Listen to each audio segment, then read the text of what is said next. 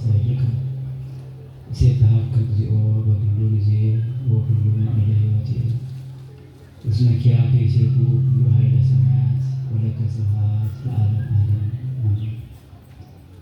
የተከበራችሁ አባቶቼ ሊቃውንት፣ የተወደዳችሁ ምእመናን ምእመናት፣ በዚህ ቅዱስ ስፍራ በሰበሰበን በጠራን ያገናኘን ቸርነቱ በማያልቅበት ምሕረቱ ሁልጊዜ እኛ ላይ እንዳደረገ በልዑል እግዚአብሔር ስም እንደምን አደራችሁ።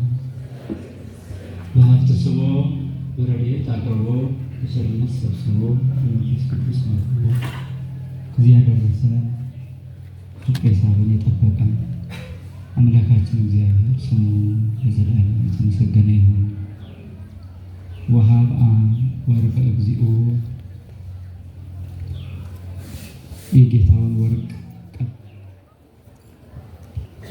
የጌታውን ወርቅ ቀበረ። እንደ እግዚአብሔር መልካም ፈቃድ ባለን ጊዜ ውስጥ የምንማርበት የምንገሰጽበት ለአእምሯችን ለልቡናችን ምግብ የሚሆነን በዚህ ቃል መነሻነት የምንማረው ትምህርት ነው። ቃሉን የምናገኘው ማቴዎስ ወንጌል ምዕራፍ 25 ከቁጥር 18 ነው። አሁን በቅዳሴው መካከልም ቤተክርስቲያናችን አንብባ ለምእመናኖቿ የምታሰማው ክፍለ ወንጌል ነው። እግዚአብሔር አምላካችን ሰማይና ምድርን፣ መላእክትን፣ ሌሎችንም ፍጥረታት በመጨረሻ የሰው ልጅን ከፈጠረበት ጊዜ ጀምሮ ዓይነ ምሕረቱን ከፍጥረቱ መልሶ አያውቅም። ይልቁንም ደግሞ ለሰው ልጅ ያደረገው የርኅራኄው ብዛት መጠን ስፍር ቁጥር የለውም። ከቸርነቱ ብዛት የተነሳ ለሰው ልጅ የተደረገለትን የሰው አንደበት ተናግሮት አእምሮ ተመራምሮት ሊደርስበት የማይቻለው ነው። እግዚአብሔር በባህሪው ምጡቅና ረቂቅ መነሻና መድረሻ የማይነገርለት በዘመናት ሂሳብ ስሌት ውስጥ የማይገባ ነው። ነገር ግን የሰው ልጆችን የባህሪ ክብሩን በጸጋ ይወርሱት ዘንድ ወዷልና ለሰው ልጅ ያላደረገለት የምህረት መጠን የለሽ ሆኖ እናገኛለን። በሌላው ስነ ፍጥረት የሚነግረን የሚያስተምረን እንዳለ ሆኖ በመምህራን የሚነግርና የሚያስተምረን ደግሞ እጅጉን የላቀ ነው። በቅዱሱ መጽሐፍ በነቢያት አድሮ ሲናገር ከዘመናት በኋላ ደግሞ አብ በልጁ ሁሉ ሆኖ ወልድ ደግሞ በስጋ ተገልጦ ሲያስተምር የነበረው የእውነት ቃል ሰፍሮ እናገኛለን። ለዚህ ቅዱስ ቃል የሚገባው ሕሊና መንፈስ ቅዱስን በማሰብ የሚኖር መንፈሳዊ አእምሮ ነው። የእግዚአብሔር ቃል መንፈስ ስለሆነ በመንፈስ ጸንተው ለመገኘት ራሳቸውን ለሚያዘጋጁ ሁሉ ብሩህ ይሆንላቸዋል። የዛሬው ዝግጅታችንና ድግሳችንም አእምሯችንን ለቃሉ ማዘጋጀትና ሕይወት የሆነውን ቃል ተቀብሎ ለዘላለም ድነት መብቃት መቻል ነው። ምድራውያንና ዓለማውያን ሰዎች እንደሚናገሩት ያለ የሚያልፍ ንግግር አይደለምና ፈላስፎች አእምሯቸው በተለካላቸው መጠን የሚናገሩት የፍልስፍና ጥበብ በሆነ ነገር የሚለከም አይደለምና ዘላለማዊ ባህሪ ካለው ከእግዚአብሔር የተነገረ ቃል የሚነገርበት አውድ ነው ይሄ። ለዚህ ቅዱስ ቃል የተዘጋጀው ሕሊና ሁልጊዜም ቀድሞ ራሱን ለቃሉ ያዘጋጃል። በጸሎት ራሱን ይመረምራል። ጸሎት የመንፈሳዊ ሕይወታችን ልኬት ነው፣ መለኪያ ነው። ሰው ሲጸልይ ነው መንፈሳዊ ይሁን አይሁን የሚታወቀው። በጸሎቱ ጊዜ ወደ እግዚአብሔር የመመሰጥ ሕጉ በልቡ ውስጥ እስከተተከለ ድረስ ከእግዚአብሔር ጋር ያለው የመቅረብ ስሜት ያን ጊዜ ይታየዋል። አለበለዚያ ግን አይታወቀው። እንስሳት እንደሚኖሩት ሊኖር ይችላል። እግዚአብሔርን ቸር ስለሆነ በባህሪ ቸርነቱ በመግቦቱ ሊጠብቀው ይችላል። ምድራዊ ምግብንም ሊያጎልበት ይችላል። ሀብትንም ሊሰጠው ይችላል። ጤናንም ሊሰጠው ይችላል። ጤና አገኘን ማለት ግን ከእግዚአብሔር ጋር ተገናኝተናል ማለት ግን ላይሆን ይችላል። ሀብት አለን ገንዘብ አለን ማለትም ከእግዚአብሔር ጋር ተገናኝተን ማለት ላይሆን ይችላል። የሰው ልጅ የውስጥ መንፈስ የመመሰጥ ትርጉም በጸሎት ጊዜ የሚታወቅ በትምህርት ጊዜ የሚታወቅ ነው። ስትማር ቃሉ ምን ያህል እንደመሰጠህና ስትጸልይ ደግሞ ጸሎትህ ምን ያህል ወደ ላይ እንደለጠቀ ያን ጊዜ ነው እውነተኛ ትርጉሙ በውስጥ የሚኖረው እና ለቃሉ ልባችንን ማዘጋጀት አስፈላጊ ነው። መንፈስ ቅዱስ ይረዳን ዘንድ መንፈሳችንን ለቅዱሱ መንፈስ ማስረከብ። ወመንፈስከ ቅዱስ ይምራሃኒ በምድረ ጽድቅ፣ መዝሙረኛው ዳዊት ቅዱስ መንፈስህ ወደ እውነቱ ይምራኝ ሲጸልይ፣ ቅዱስ መንፈስህ ወደ እውነቱ ይምራኝ ነው የሚለው። ስለዚህ እግዚአብሔር አምላካችን በቅዱሱ መንፈስ ይምራን። መድኃኒታችን ኢየሱስ ክርስቶስ በዚህ ዓለም ሲመላለስ በነበረ ሰዓት ብዙ መልእክቶችን አስተላልፏል። በኋላ ሊጠይቅ ማለት ነው። መምህር ክላስ ገብቶ አስተምሮ በኋላ በፈተና ጊዜ ይመረምራል። እግዚአብሔር የሰው ልጆችን በዚህ መልክ ነው። ቅዱስ ወንጌልን አስተማርና በኋላ ደግሞ ለፈተና ማን እንደሰራ ማን እንዳልሰራ ራእየ ቴክስ የሚልበት ጊዜ ይኖራል። በቅዱስ ማቴዎስ ወንጌል ምዕራፍ 25 ላይ ከቁጥር 1 ጀምረን ስናነብ እስከ መጨረሻው ድረስ 3 ክፍል ነው።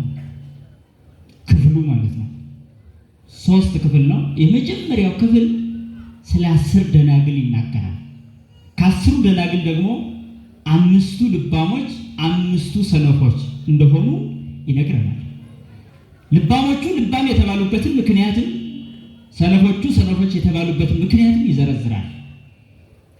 መጨረሻ ላይ ሰነፎቹ በር ተዘግቶባቸው ወደ ውጭ እንደቀሩ ይነግረንና ቀኒቱንና ሰዓቲቱን አታውቁምና ትጉ በማለት ያስጠነቅቃል። ቅዱስ እግዚአብሔር ሥጋ ለብሶ ተገልጦ በእኛ አንደበት ሲያስተምር ሰው አልሰማሁም እንዳይል በራሱ አንደበት አስተማር። ሰው አላየሁም እንዳይል በሚታይ ሥጋ ተገለጠ። ምክንያት አልባ አደረገ። ሰው ልጅ ለሚኮነንበት ሰው ለመኮነኑ ምክንያት የለውም። በውሸት መንገድ ለመጓዙ ምክንያት የለውም። ፈጣሪው በሥጋው እስከመገለጥ ደርሷልና እግዚአብሔርን የማየት ፍላጎት ያለው የሰው ልጅ አይምሮ አይደለም አይምሮ አይነ ሥጋው ሳይቀር እንዲያይለት ሆኖ መጥቷልና፣ ስለዚህ በሥጋ ተገልጦ ያስተማረው ትምህርት በጣም የማስጠንቀቂያ ትምህርት ነው። ቀኒቱንና ሰዓቲቱን አታውቁምና ትጉ በማለት የአንዱን ክፍል ትምህርት ይደመድማል። ይቀጥልና እስመ ከመ ብእሲ ዘይነግድ ወፀዋ አግብርቲሁ ወወሃቦሙ ንዋዮ ይትገበሩ ቦቱ፣ እንዲህ ነው ይላል። መንግሥተ ሰማያት ብላቴኖቹን ጠርቶ ያተርፉ ዘንድ ገንዘቡን ሰጥቶ ሩቅ መንገድ እንደሄደ ባለጸጋ ናት ይላል። ራሱን እንደ አንድ ሩቅ መንገድ ተጓዥ ባለጸጋ መስሎ ይናገራል። የሰው ልጅ አልሰማሁም እንዳይል በሚገባው ቋንቋ በምሳሌ ገለጸ። እስኪ ወገኖቼ ልብ በሉ፣ አስተውሉ። እግዚአብሔር ምን ያህል ሥጋችንን እስከ መልበስ ብቻ ዝቅ ያለ አይደለም፣ ቋንቋችንን እስከ መጠቀም ዝቅ አለ። ለእኛ በሚረዳን መልኩ ለማስተማር በጣም ዝቅ ያሉ ምሳሌዎችን ሳይቀር ተጠቀመ። ስለ ዘር፣ ስለ ሴት እርሾ እስከ መናገር፣ ስለ ሰርግ፣ ስለ መንገድ ሄያጅ ባለጸጋ ብላቴኖቹን ጠርቶ ገንዘብ ሰጥቶ በዚህ ውጡበት፣ ውረዱበት፣ አትርፉበት ብሎ ሰጥቶን እንደተጓዘ መንገደኛ ነው ይለናል። ወቦ ለዘወሃቦ 5 መክሊተ ወቦ ለዘወሃቦ 2 መክሊተ። ይህ ሁለተኛው ክፍል የሚገርም ምሳሌ ያለው ነው። የመጀመሪያው 10 ደናግል 5 ልባሞች 5 ሰነፎች። ሁለተኛው ደግሞ ለብላቴኖቹ ገንዘብ ሰጥቶ እንዲያተርፉበት አዞ ሩቅ መንገድ እንደሄደ ባለጸጋ ብሎ 5 የተቀበለ 2 የተቀበለ 1 የተቀበለ ሰው 3 ነገሮችን ይጠቅሳል። የመጨረሻው ክፍል ግን ራሱ እግዚአብሔር በለበሰው ሥጋ ወደዚህ ዓለም እንደሚመጣና ተራሮችም ሆኑ ሸለቆች ሁሉ የሚያልፉበት ፍጥረት በሙሉ ከፊቱ ላይ የሚቀርብበት እኒህ የሰጣቸው ያተረፉት እንዳተረፈ ሰው የሚቀርቡበት ያላተረፈው ሰነፉ ደግሞ አላተረፍኩም ብሎ ስንፍናውን የሚገልጽበት በስንፍናው ምክንያት ይኛው ሲቀጣ ያተረፈው ደግሞ በጀግንነቱ የሚሸለምበት የመጨረሻ ጊዜ የዋጋ ጊዜ የቅጣት ጊዜ እንደሆነ ይነግረናል። 3 ክፍል ማቴዎስ ወንጌል ምዕራፍ 25 ከቁጥር እስከ መጨረሻ ስታነቡ ክፍሉ 3 ነው። ታዲያ ቤተ ክርስቲያናችን በዛሬው ዕለት እንዲነበብ ያደረገችው ስያሜም የሰየመችው በመካከለኛው ክፍል ነው። ገብርኄር ብላ ሰይማለች። ልዩ ምስጢርና ልዩ ትርጉም ያለው ነው። የመጀመሪያዎቹንም የመጨረሻዎቹንም የሚጠቀልለው ትርጉም መካከል ላይ ያለው ነው። ስለዚህ ቤተ ክርስቲያናችን በዛሬው ዕለት በአብይ ጾም በገብርኄር ሳምንት ሁሉም ይሄ ነገር እንዲነበብና እንዲተረጎም አደረገች። በእነዚህ ቀናት ግን እየተመላለሱ ብዙ የወርሃዊ በዓላት ሊውሉ ይችላሉ። እዛው ታማኝ አገልጋይና ራሷን የእግዚአብሔር ባሪያ ብላ የጠራች ቅድስት እናታችንን በዛሬው ዕለትም እናገኛለን። ታማኙ አገልጋይ በተመሰገነበት ቀን ወይም ደግሞ ያ ትርፋማነቱ የሚነገርበት ቀን ላይ ያቺ ትርፋማዋ አገልጋይ እውነተኛዋ የእግዚአብሔር አገልጋይ በጎ አገልጋይ ራሷን ነየ ዓመቱ ለግዚአ ሁሉ ያለችዋ ታማኝ አገልጋይ ዓለምን ወክላ ለእግዚአብሔር የቀረበች ለመለኮታዊ አካል እናትነት የተመረጠች እመቤታችን ቅድስት ድንግል ማርያም ትታሰባለች። ታማኝ አገልጋዮች ይታሰባሉ።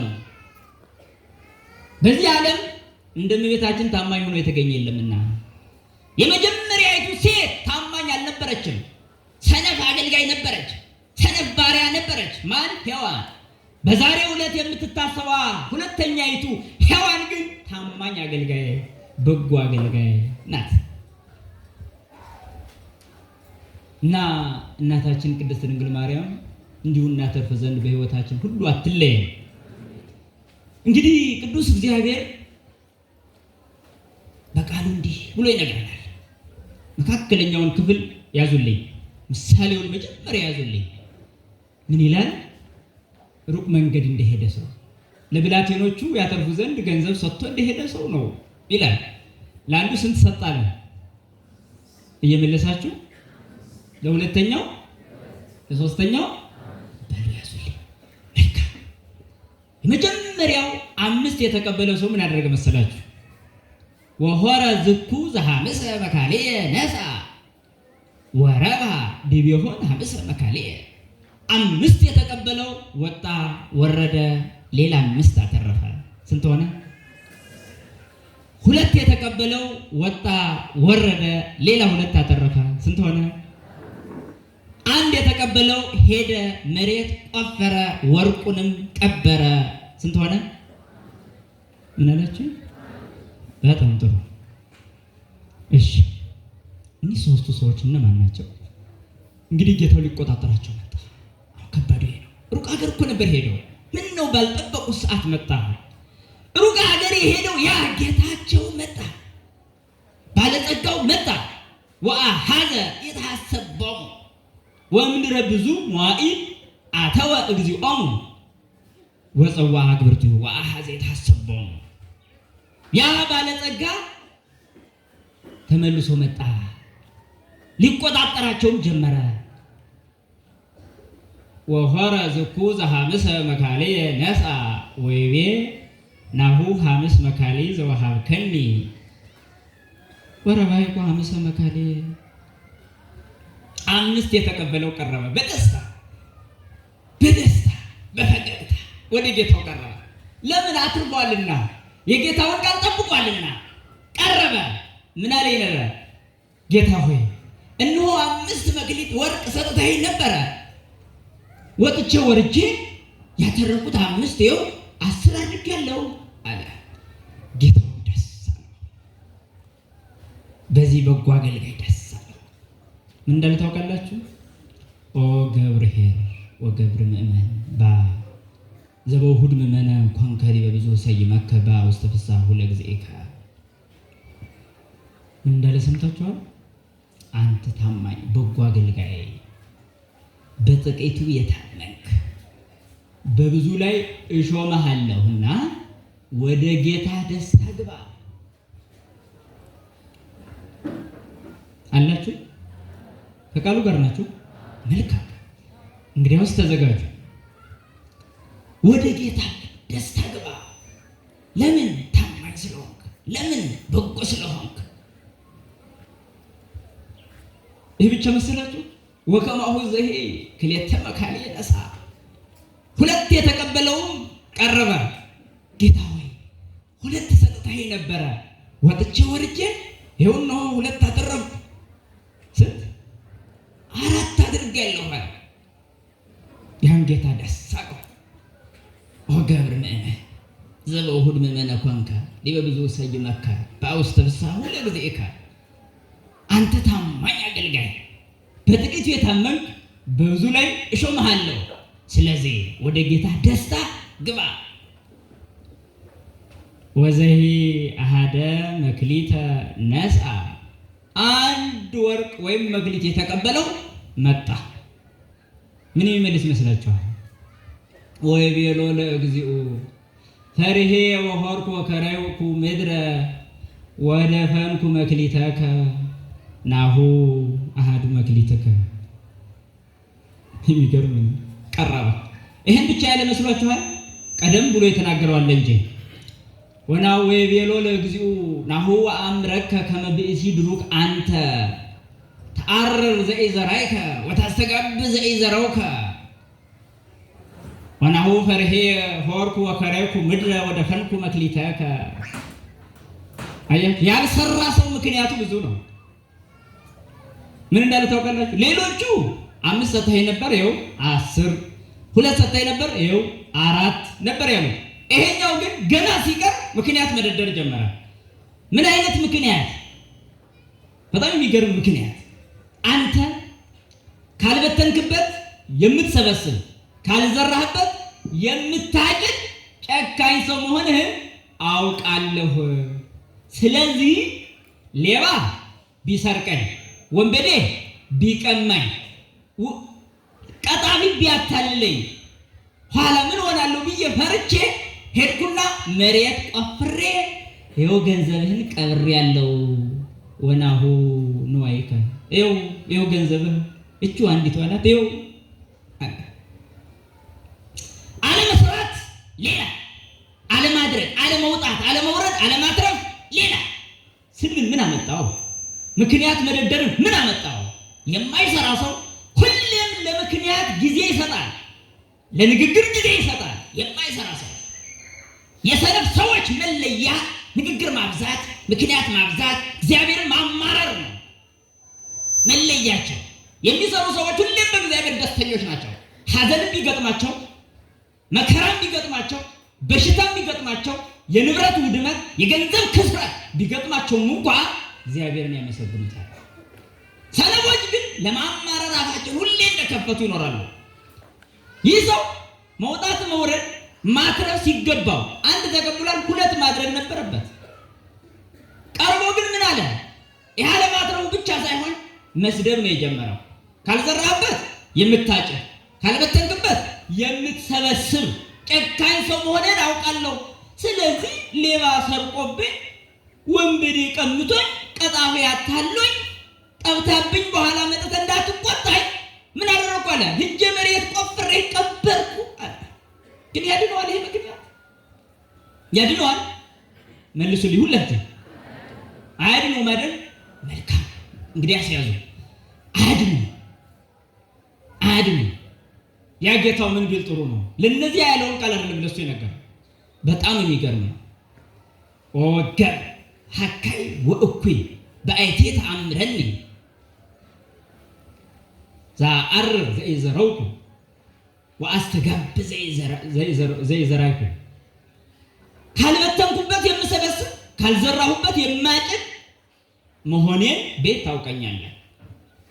አንተ ሰነፍና ክፉ ባሪያ። መልሱን ሰምታችሁ? ሰነፍና ክፉ ባሪያ። ከፍ ብለን በመጀመሪያ ክፍል ላይ ከ10 ደናግል 5ቱ ምን ነበሩ? ሰነፎች አልነበሩ? እነዚያን ሰነፎች ወክሎ እየተጠራ ያለው ይህ ሰው ነው። ገብረ ምእመን የተባሉ ታማኝ አገልጋይ የተባሉ 2 ደግሞ 5ቱ ልባሞች ወክለው ነው እየተነገሩ ያለው። የነዚህ ደግሞ በ3ኛው ክፍል ላይ ክርስቶስ በግርማ መንግስቱ በመጣ ጊዜ እኩሌቶቹን በቀኝ እኩሌቶቹን በግራ ያቆማል ይላል። ስለዚህ ሰነፎቹ በግራ ልባሞቹ በቀኝ እንደሚሆኑ ግልጽ ያደርጋል።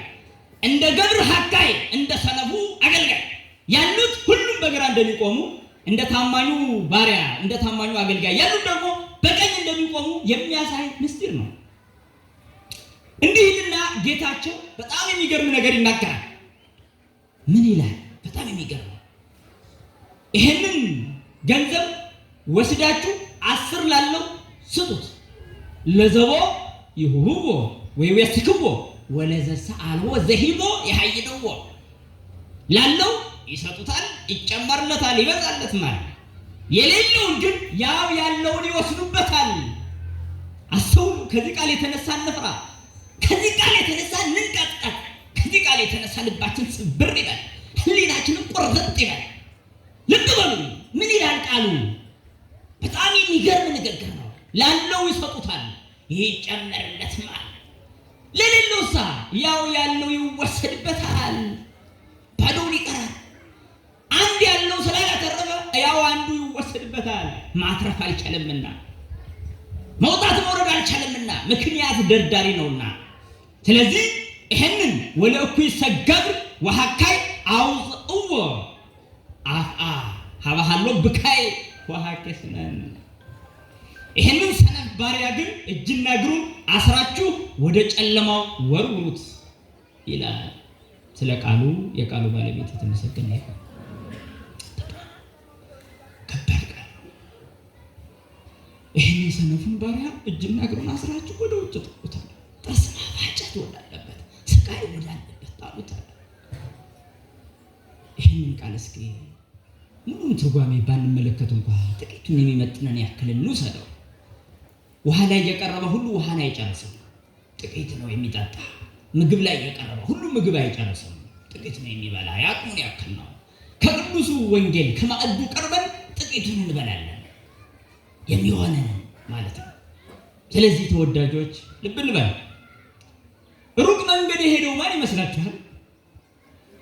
ያ 10 ደናግል ሊቀበሉት የወጡት ሙሽራ እሱ ነበረ። ያ ሩቅ መንገድ የሄደው ከፍ ብላችሁ ስትመለከቱ የነበረው ሙሽራውን ሊቀበሉ የወጡ 10 ደናግል ተብሎ ነበረ።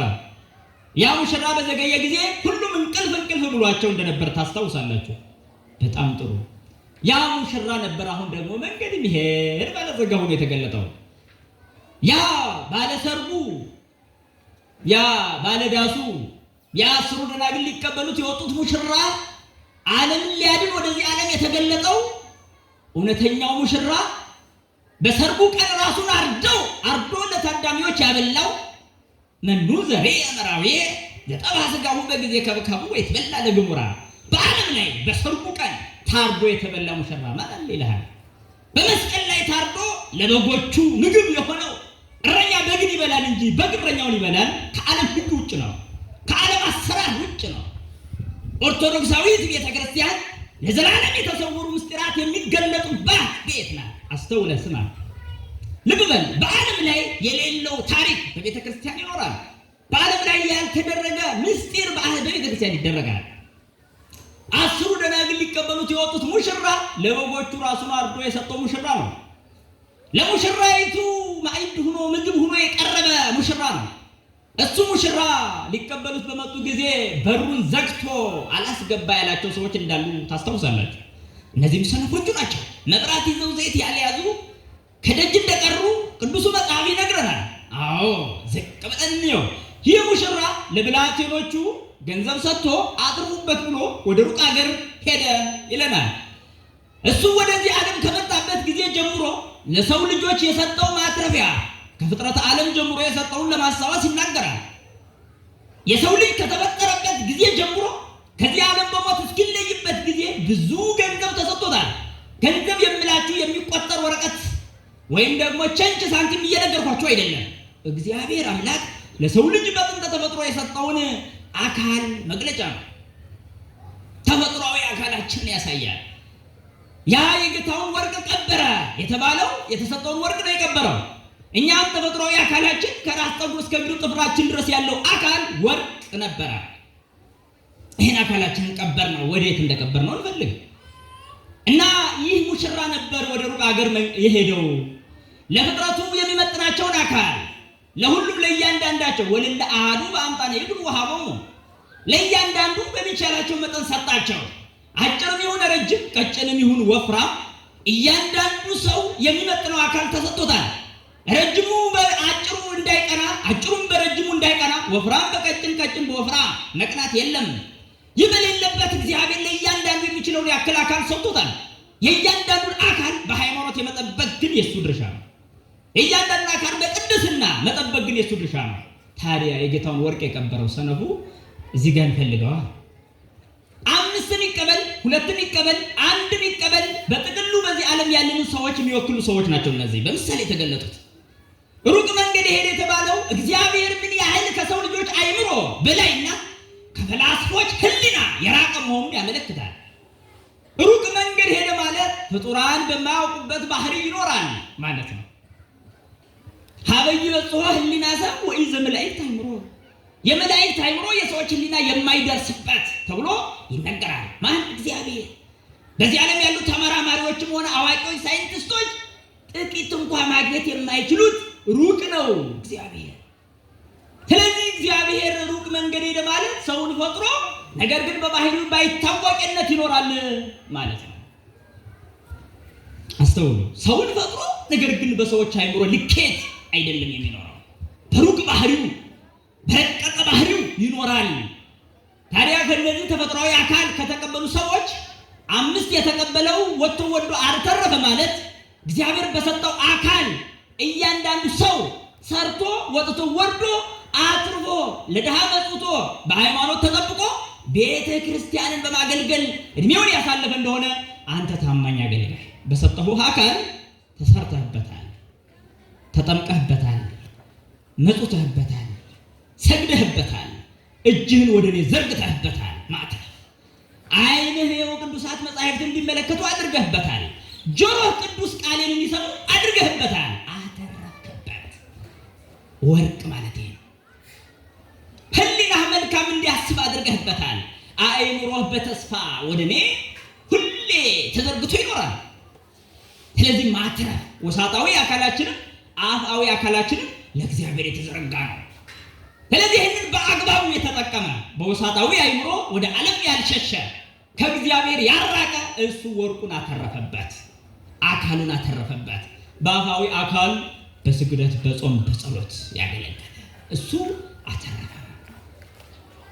ያ መጥቶ ይቆጣጠራል ማለት አካላችሁን ምን አደረጋችሁበት? ጆሮ ሰጥቻችሁ ነበር፣ ተምራችሁበታል። ዓይን ሰጥቼ ነበር፣ አነበባችሁበት። እግር ሰጥቼ ነበር፣ ወደ መልካሙ ቦታ ተጓዛችሁበት። እጅ ሰጥቼ ነበር፣ ሰርታችሁ መጸወታችሁበት። አእምሮ ሰጥቼ ነበረ፣ እኔን በደስታ ተቀበላችሁበት። እምነት አላችሁ? ጥያቄ ነው። ወሳጣዊ ሆነ አፋዊ አካላችን ወርቅ ሰጥቶን ሄደ። ይህንን ወርቅ ያተረፏሉ፣ የቀበሩዋሉ። የጌታውን ወርቅ ቀበረ ነው ያለው። ስለዛ ሰነፍ ሰው ነው የተናገረው አይደል? ስለዚህ ያ ሰነፍ ሰው ማን ነው? ያ ታማኙ አገልጋይስ ማን ነው? መልእክቱ ገብርኄር እያለ ቅዱስ ያሬድም ይጠይቃል። ታማኝ አገልጋይ ማን ነው? በጎ አገልጋይ ማን ነው? በጎ አገልጋይ አንደበት ሰጥቻችሁ ነበረ። ታዲያ ያንን አንደበት በታማኝነት ተጠቀማችሁበት ወይ? ይጠይቃል። 5 ይቀበል 2 ይቀበል ሁሉም እንዳቡ ተቀብሏል። ማትረፍ ግን የሱ ነው። እያንዳንዳችን ከእግዚአብሔር ባገኘነው አካል ደስተኛ መሆን አለብን። በመጠናችን ስለተሰጠ ማጉረምረም ማማረር የሌለበት ህይወት ነው ክርስትና። በእግዚአብሔር የሚያማረር እንዳይሆን አንደበቱን ወደ እግዚአብሔር እንዳይዘረጋ መጠንቀቅ አለበት። ወአንበሩ ውስተ ሰማይ አፉሆሙ ነው መዝሙረኛው ዳዊት። አፋቸውን ወደ ላይ ያነሱት ይላል። ምክንያቱም እግዚአብሔር ለመሳደብ ጀመሩ፣ ለማማረር ጀመሩ፣ አልቻለም ይሉት ዘንድ ጀመሩ። ለእግዚአብሔር አስተያየት ሊሰጡ የሚሞክሩ በርካታ ድንዙዞች አሉ። በሰብአዊ አእምሮ ልኬት እግዚአብሔርን አስተያየት ሰጥቶ ለመመለስ የሚታገል አስተያየት አይሻም። እግዚአብሔር ምክር አይሻም፣ ረድኤት አይሻም፣ እርዳታ አይሻም። የሚረዳ ነው እግዚአብሔር። እርዳኝ ብቻ የሚባል አምላክ እንጂ አስተያየት የሚሰጠው አምላክ አይደለም። ስለዚህ በተፈጥሯዊ አካላችን ምን ያህል አተረፍንበት? አሁን ጠይቁት ራሳችሁ። እየራሳችንን መጠየቅ ነው።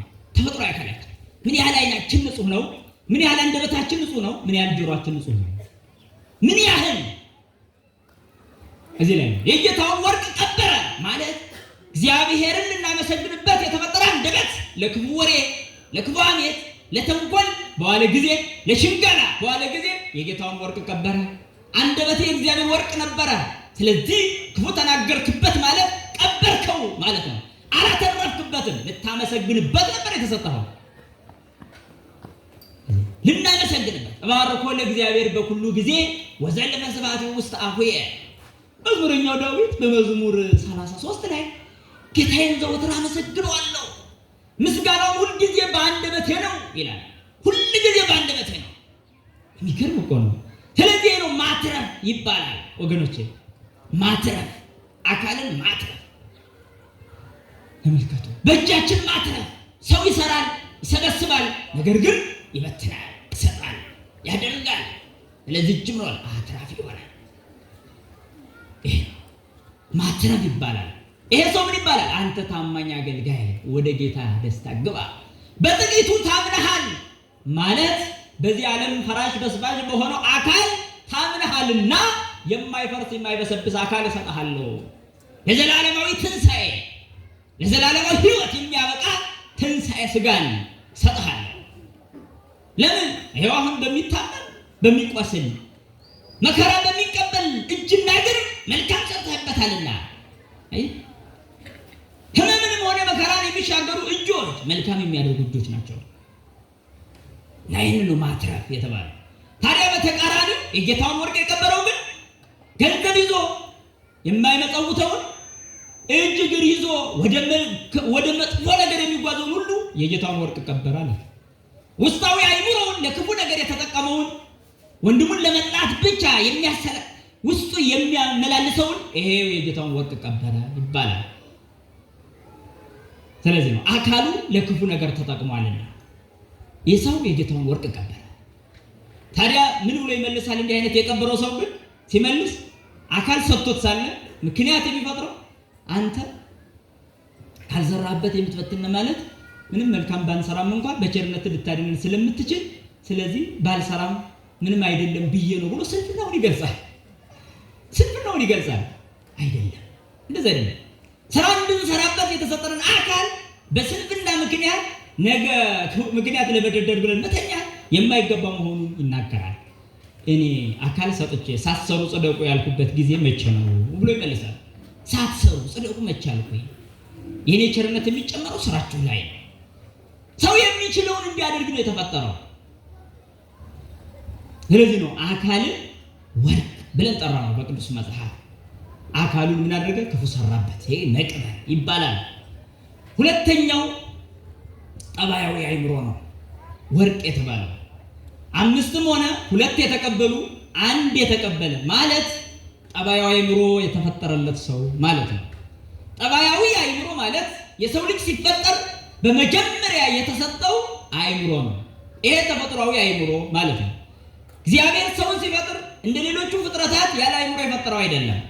እንደ እጽዋት፣ እንደ አይባን፣ እንደ ድንጋዮች ወይም እንደ እንስሳት ያለ አእምሮ አልፈጠረውም። የእያንዳንዱ ሰው ውስጥ አእምሮ አለ። ይሄ ተፈጥሯዊ አእምሮ። ተፈጥሯዊ አእምሮ ምን ይሰራል ከተባለ እምነትን፣ ሃይማኖትን፣ ክፋትን፣ ደግነትን ከመምረጥ በፊት በተፈጥሮ ለሁሉም ሰው የሚሰጥ አእምሮ ነው። ይሄ ተፈጥሯዊ አእምሮ ማለት ሃይማኖት ባይኖራቸውም እንኳን አእምሮ የሌላቸው ሰዎች የሉ። ሃይማኖት ከጠባያዊ አእምሮ የተነሳ ነው የምናገኘው። አባታችን አብርሃም በጠባያዊ አእምሮ ተመራምሮ እግዚአብሔርን እስከ ማግኘት ደርሷል። የሰው ልጆች በጠባያዊ አእምሮ ተመራምረው እውነትን እንዲያገኙና ሰማይ ምድሩን የፈጠረውን እግዚአብሔርን እንዲያመልኩ ይፈልጋል። ስለዚህ ሰው ጠባያዊ አእምሮ ያለው ነው። ነገር ግን ይህ ጠባያዊ አእምሮ ከሃይማኖት በፊት በተፈጥሮ ላለ ሰው ሁሉ የሚሰጥ የሚገኝ ያለ ነው። እስመ ክልኤትናሁ ለአእምሮ የአእምሮ መንገዱ ሁለት ነው። በአእምሮ ዘይቀድማ ለሃይማኖት ወቦ ዘይተወለድ እምኔሃ። አእምሮ ማለት ሁለት አይነት ነው ይለናል ማሪሳይ። አንደኛው ከሃይማኖት የሚቀድም አእምሮ አለ ይላል። ሁለተኛው ደግሞ ከሃይማኖት የሚወለድ አእምሮ አለ ይላል። ልብ በሉ አላችሁ፣ ከቃሉ ጋር ናችሁ። ስንት አይነት አለ? አንዱ ከምን የሚቀድም፣ ሁለተኛው የሚወለድ ይገርም። አንደኛው ከሃይማኖት የሚቀድም ነው አለ አይምሮ። ሁለተኛው ደግሞ ከሃይማኖት የሚወለድ አይምሮ ነው አለ። ያዝ ከፍ በለሽ። ከሃይማኖት የሚቀድም አይምሮ ማለት ምን ማለት ነው? ከሃይማኖት የሚወለድ ማለትስ ውእቱጌ አይምሮ ጠባያዊ። ከሃይማኖት የሚቀድም አይምሮ ማለት ጠባያዊ አይምሮ ነው፣ ተፈጥሯዊ አይምሮ ነው። ውእቱጌ አይምሮ ጠባያዊ ይፈልጥ ሰናይ እንኩይ። ሃይማኖት ይኑሮ አይኑሮ ግን ጠባያዊ አይምሮ እስከተሰጠው ድረስ ጠባያዊ አይምሮ ደግሞ በጎን ከክፉ ክፉን ከበጎ መለየት ይችላል ይላል። አያ ክፉን ከበጎ በጎን ከክፉ መለየት የሚችል ነው ይህ ጠባያዊ አይምሮ። ከሃይማኖት የሚወለድ የሚባለው አይምሮሳ ምንድነው ካላችሁ ደግሞ መንፈሳዊ አይምሮ ነው። መንፈሳዊ አይምሮ ማለት ከዚህ ዓለም አልፎ ማወቅ መቻል፣ የዘላለማዊ ሕይወት ጉዳይ ሳይቀር ቅዱሳት መጻሕፍት በነገሩን መሰረት የምንቀበለው መቀበልና በቅዱሱ መንፈስ የሚገለጥልን ዕውቀት እሱ መንፈሳዊ አይምሮ ይባላል። ልብ በሉ። ከሃይማኖት የሚቀርበው በሁሉም ሕዝብ አለ። ከሃይማኖት የሚወለደው ግን በእውነተኛይቱ መንገድ ለሚጓዙ ብቻ የተሰጠ ነው። ስለዚህ ጠባያዊ አይምሮአችን መንፈሳዊ አይምሮአችን ምን ይባላል? ወርቅ ይባላል። 5 2 የተቀበለ 1 የተቀበለ ማለት ጠባያዊ አይምሮ የተሰጠው ሁሉም እንደያቅሙ በተፈጥሮ ተሰጥቶታል ነው። ያን ያተረፈበት ማለት በጠባያዊ አይምሮ ተመራምሮ ሰማይና ምድር በፈጠረው በእግዚአብሔር የማምለክ ሂደቱን ያመለክታል። ወርቅ ቀበረ ማለት ደግሞ ጠባያዊ አይምሮ ተሰጥቶ ሳለ ሳይጠቀም ቀርቶ በክደት ይዋልላል ማለት ነው። ወርቁን ቀበረ፣ አይምሮውን ቀበረ፣ የግለሰቦች ተከታይ ሆነ፣ አይምሮውን አጣ። በራሱ ፍላጎትና ስሜት ሲነዳ የተፈጠረለትን አይምሮ አጥቶ ከፈጣሪው ተለይቶ ይኖራል። ይሄ የጌታውን ወርቅ መቅበር ነው። አይምሮአችን የእግዚአብሔር ወርቅ በእኛ ውስጥ ያለ ነው። እሱን ማጣታችን አይምሮአችንን ማጣት ነው። ይሄን አይምሮ ማጣት እግዚአብሔር ማጣት ነው። ለዛ ስለዚህ ወደ እግዚአብሔር ለመሄድ የሚታገል ጠባያዊ አይምሮ አለን። ይሄንን ጠባያዊ አይምሮ ነበር ሰው እያጣ ያለው እየተወሰደበት ያለው በዝማኔ ምክንያት፣ በገንዘብ ምክንያት፣ በጥላቻ በቂም በቀል ምክንያት፣ በጭንቀት ምክንያት ጠባያዊ አይምሮ እየተወሰደበት ይገኛል። ወርቁን ቀበረ። አይ ተስፋ የሚያርፍበት ይህ አይምሮ ነው። ሰላም የሚገኝበት ይህ አይምሮ ነው። ፍቅር የሚሰፍንበት አንድነት የሚኖርበት ይህ አይምሮ ነው። ይህ በጠፋ ቁጥር ሰላም የለም፣ ፍቅር የለም፣ አንድነት የለም። በትዳር ውስጥ መልካም አርአያ የለም።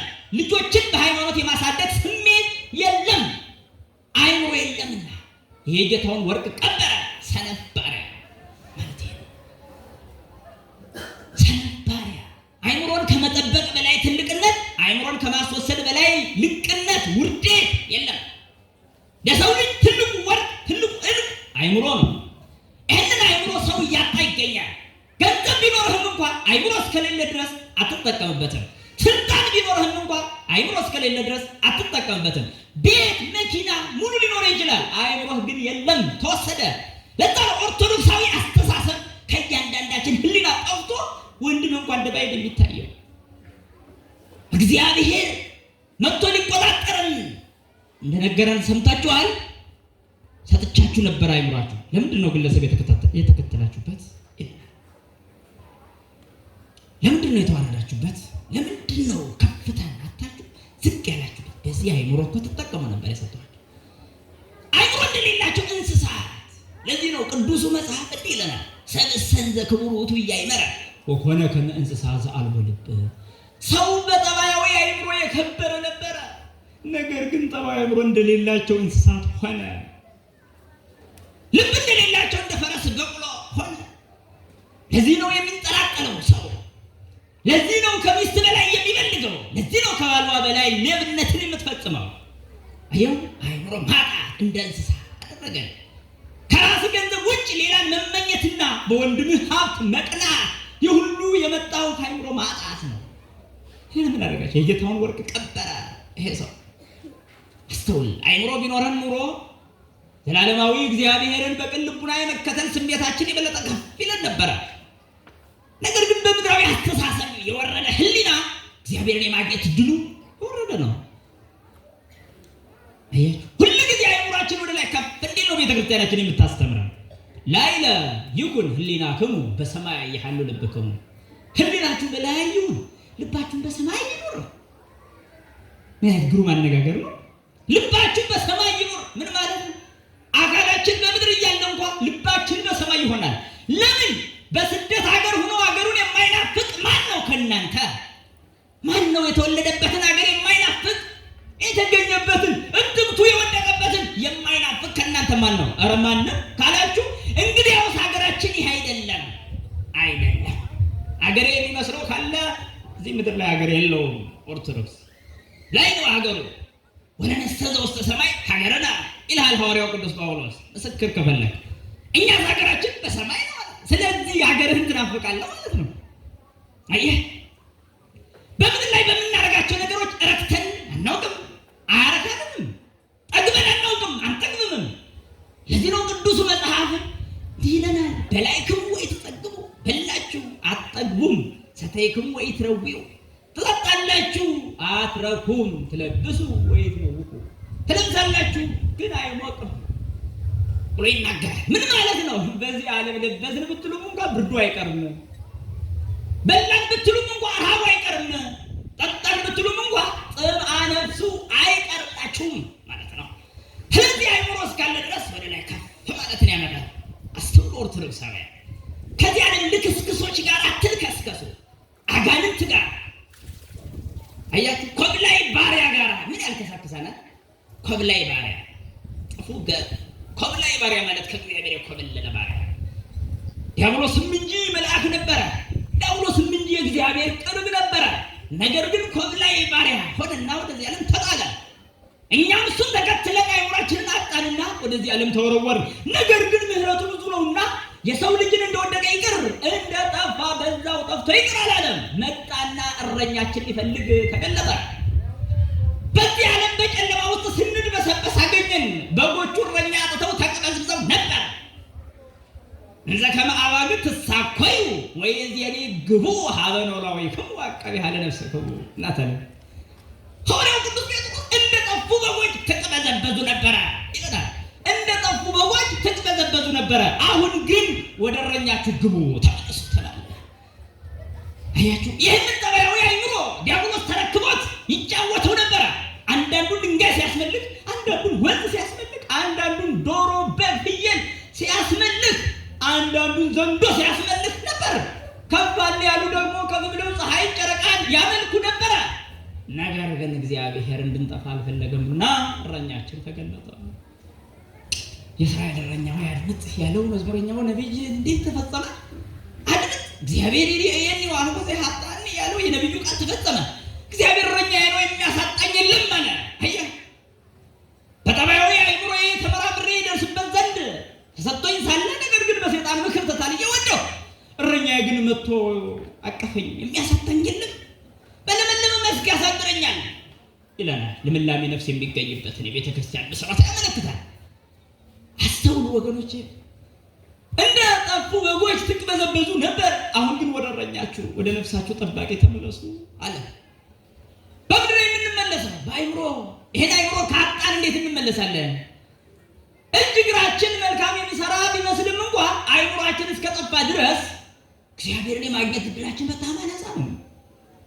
እግዚአብሔር የሚያድረው በአይምሯችን ነው። መንፈስ ቅዱስ የሚያርፈው በአይምሯችን ውስጥ ነው። ስለዚህ ይህንን አይምሮ የቀበረው ስንቱ ነው? አይምሯችን አልተቀበረም። የህዝቡ ትዳር መስርተን ትዳር መምራት ያልቻልን ስንቶቻችንን? አይምሮ ቢጠፋ አይደለም። ትዳራቸውን የቀበሩ ስንቶች ናቸው? ልጆች ወላጅ አልባ ሁነው በረንዳ እስኪያድሩ ድረስ የደረሱት ለምንድን ነው? መጀመሪያ ተማምነህ ባልና ሚስት ልትሆኑ ገብታችሁ ነገር ግን ተካክዳችሁ አይደለምን? እነዚህ ልጆች መጥፋታቸው ማን ነው ተጠያቂ? እምነት ቢክዱ ተጠያቂ ማን ነው? ባለጌ ቢሆኑ ተጠያቂ ማን ነው? አገር አፍራሽ ሆኖ ቢያድጉ ተጠያቂ ማን ነው? ይህ ትዳሩን የቀበረው ሰው፣ ይህ አይምሮን ያጣው አይምሮን የቀበረው ሰው ነው።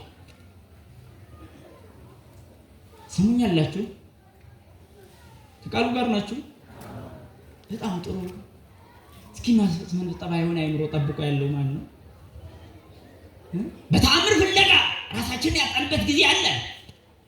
አንዳንድ ጊዜ በቤታችን ላይ ከሚገኙ ኢኮኖሚ ማነስ ምክንያት የምናማርበት ጊዜ አለ። አንዳንድ ጊዜ በበሽታ የተመታንለት ወይ እግዚአብሔር ብለን የምናጉረመርምበት ጊዜ አለ። ምን ጠባያዊ አይምሮ ግን ይሄ የአይምሮ ማጣት የሚያመጣው መዘዝ። ታዲያ ለዚህ መድኃኒቱ ምንድነው ያላችሁ እንደሆነ ማትረፍ በአይምሯችን።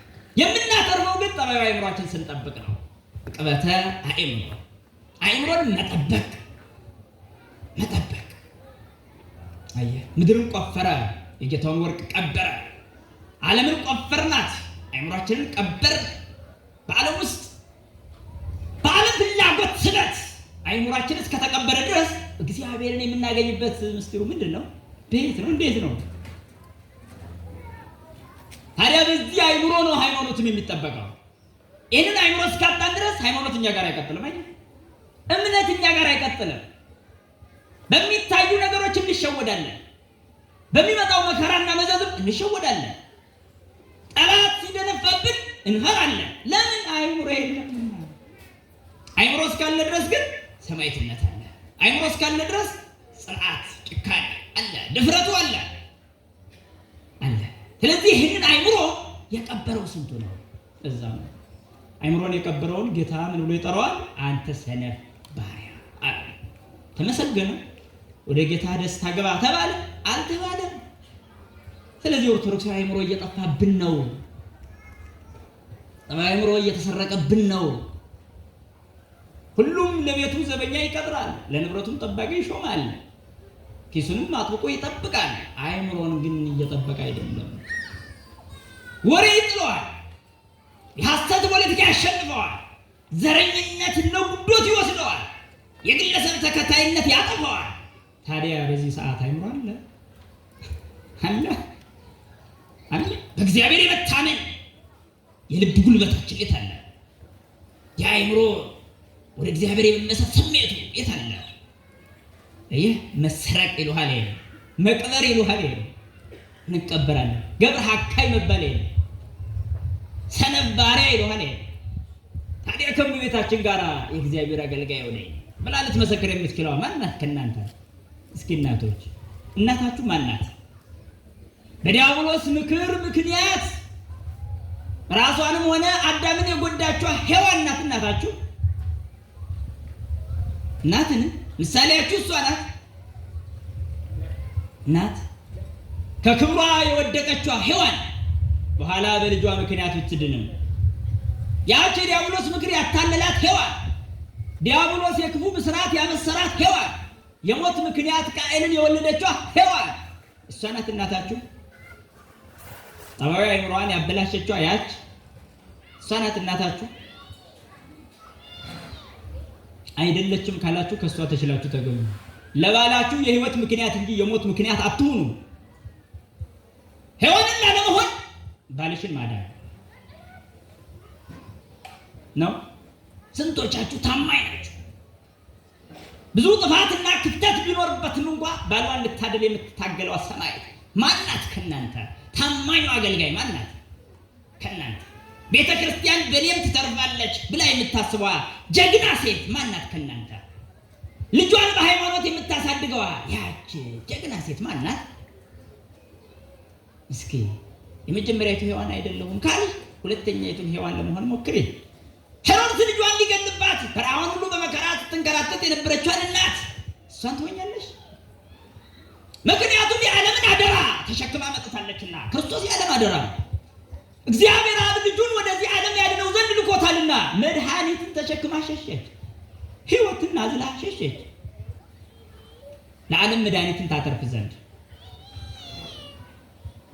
አያችሁ፣ ይችን እናት ማመስገን የማይችል ፍጡር ማን ነው? ስለዚህ እናትስ መመስከር የማይፈልግ ልቡና ምን አይነት ልቡና ነው? ይችን እናትስ መውደድ ያልተፈቀደለት አይምሮ ምን አይነት አይምሮ ነው? ምክንያቱም የዓለም መድኃኒቱን አደራ በማህፀኗ ተሸከመች። ይህ ብቻ መሰላችሁ? በበረት ወለደችው። ይህ ብቻ መስሏችሁ? ወደ ግብፅ ይዛ ሸሸች፣ ከክፉ ዓይን ሰወረች። ሁሉን ከመከራ የሚሰውር እግዚአብሔርን ተሸክማ፣ እሷ ግን በመከራ ተንከራተተች። ከዓለም ድህነት ምን ያህል እንደተሳተፈች እያያችኋት ነው። እችን ቅድስት ለዛ ነው መልካም መዓዛ ያለበት ሽቶ ባለ ያ ዕቃ ሁሌ ሽቶ እንደማይጠፋ መለኮታዊ መዓዛ የማይለያት ናት። አስባችኋል አይደለም? ቅድስት ድንግል ማርያም በክርስቶስ ያመኑ በስሙ የተጠመቁ ምዕመናን ሥጋውና ደሙን ተቀብሎ ሁልጊዜ መለኮታዊ መዓዛ ይሸታሉ። ምዕመናን ከፍ ባለ ሕይወት ይኖራሉ። በአግባቡና በትክክሉ የኖሩ እንደሆነ ክርስቶሳዊ መዓዛ ይለያቸው ምዕመናን። ይገርም እኮ ነው። ስለዚህ እናቶች ምሳሌ የምታደርጓት እችን ነው። ያለ አባት የወለደችው በድንግልና ያስገኘችው የድንግልና ጡቷን ያጠባችውን ልጇን ለዓለም እንሆ አለች። መስዋዕት ሆኖ ይቀርብ ዘንድ እያለቀሰች ተቀበለች። በሆድሽ ሰይፍ ያልፋል አላት አረጋዊ ሲሞን። እውነትም ነው፣ ያ ሰይፍ በሆዷ አለፈ። ያ የሐዘን ሰይፍ የሚቆራርጥ ሐዘን በልቧ አለፈ፣ በሆዷ አለፈ። የእናትነት ሐዘን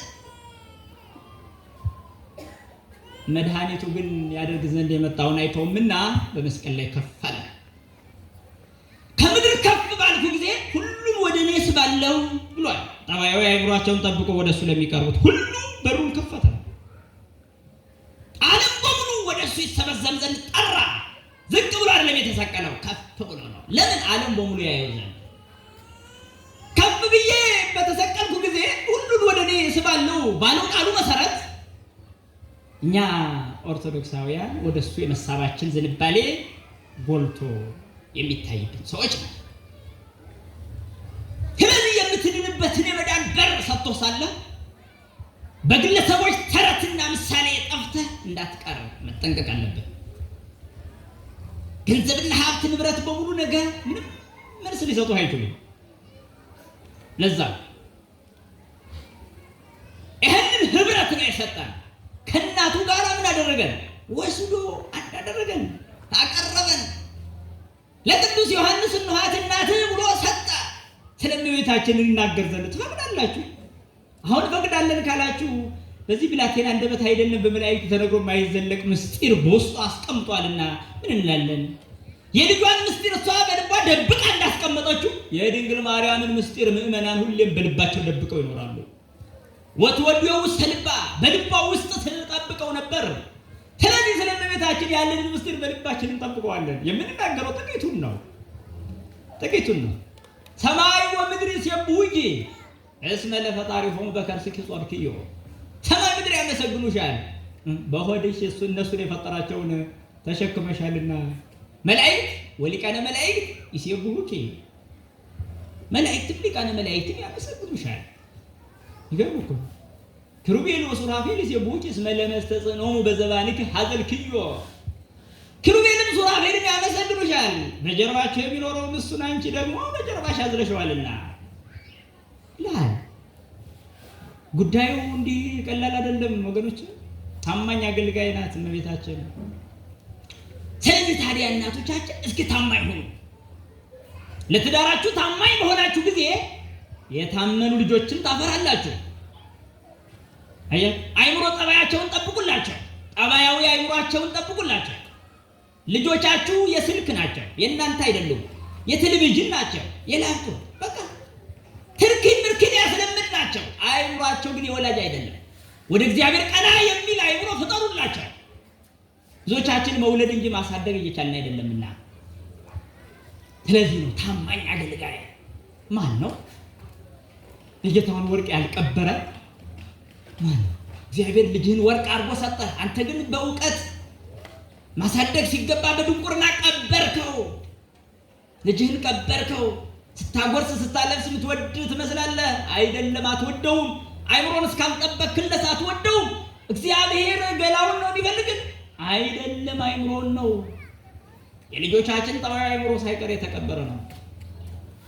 ወላጅ በዚህ ተጠያቂ ነው። መጽሐፍ እንዲህ አላለም ነበር? ብዙ ወተባዙ ወምልእዋ ለምድር አላለም ነበር ብሏል እንጂ ታዲያ ይሄን ምድር ነበር እንድንሞላ የታዘዝነው ነበር? ይሄን አሕዛብ ይሞሉታል፣ ከአንድ በላይ ስለሚያገቡ ይሞሉታል። ኧረ ይሞሉታል። አንተ እንድትሞላ የታዘዝከው መንግሥተ ሰማያትን ነው። ዘር መተካት ሲልህ ምን ማለት ነው? አንተ ዘር መተካት ምን ማለት ነው? ላግቶ እየወለዱ መኖር ነው አይደለም። ዘር መተካት ለመንግስተ ሰማይ ነው። ለምን 100 ነገድ ነበርን?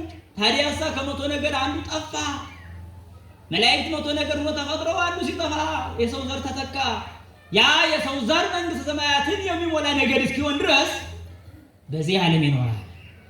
ዘር የምንተካው ለመንግስተ ሰማይ ነው፣ ለዚህ ዓለም አይደለም። ለሚጠፋው ለሚያልፈው ምን አሳስቦን?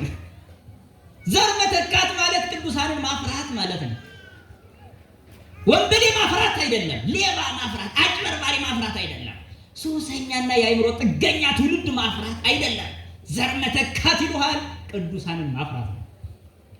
ይሄ ወንጌል ተዘራ፣ አንተ ደግሞ አፍራ። እስኪ አስብ። ከዚህ ህይወት ነው የራቅነው። አእምሮ ጠባያችን ጠፍቷል። ጠባዩ አእምሮአችን ተቀበረ። በዚህ ምክንያት ደግሞ ለቅድስና የተመረጡ ልጆቻችን ሳይቀር በእኛ ንዝህላልነት ይቀበራሉ። የወላጅ መጨቃጨቅ፣ የአባት የእናት ጉርምርምታ፣ የእርስ በርስ ሁከት ልጆቻቸውን አእምሮ በሙሉ በድሏል። አየህ፣ መከባበር አልባ ትዳር፣ መፋቀር አልባ፣ መተማመን አልባ ትዳር የማይታመኑ ልጆችን ያፈራል። ስለዚህ ጠባያዊ አእምሮአችን እንድንጠብቅ ያዛል መጽሐፍ። በዚህ ጠባያዊ አእምሮአችን ነው ነፃ ፈቃዱ ያለው፣ ውሳኔው ያለው። ወደ እግዚአብሔር የመቅረብ ስሜታችን ጎልቶ የሚታየው በዚህ አእምሮ ነው። አየህ፣ ስለዚህ በዚህ ነው ሃይማኖትን የምናገኘው። ሃይማኖት ትልቁን ወርቅ እናገኛለን። አየህ፣ ወደ እግዚአብሔር የምንቀርብበት መሰላል እሱ ነው፣ እምነት ነው። ይሄ ነው ተአምራትን የሚፈጽመው፣ ይሄ እምነት ነው። በተጠበቀ አእምሮ ውስጥ ያለው እምነት እግዚአብሔር ያደርግልኛል የሚለው የግል ጥንካሬያችን ከእግዚአብሔር ሬቱ ጋራ ምን ያህል ኃይል እንዳለው ብታውቁ ኑሮ በዚህ ዓለም ላይ ባሉ ሰዎች አትቀኑም ነበር። ስለዚህ ወገኖች እንዲህ እየቀናን የምንኖረው ለምንድን ነው? በምድራዊ ምን ያህል ከፍ ያለ መንፈስ እንደተሰጠን ታውቃላችሁ?